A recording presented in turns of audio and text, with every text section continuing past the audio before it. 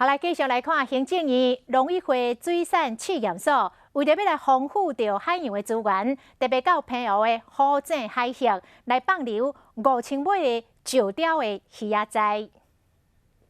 创作人员准备好了，就要落海啊！今仔日的任务是要将这5000尾的石雕囝放入去海内面，分自然的成长。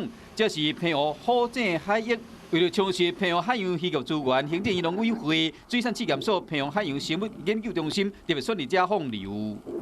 石雕原本就是湖景原有的种类鱼种类，那这几年渐渐枯竭了哈，期待以后这个成效会很显著。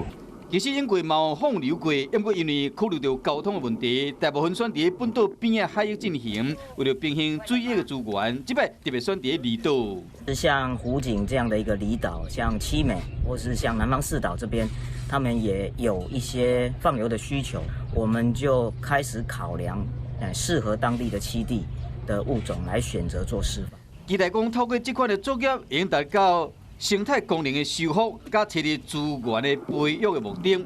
所来水试所嘛会将放流、银塔、鲸鱼、甲海胆等等物种来增加离岛海域物种的多样性。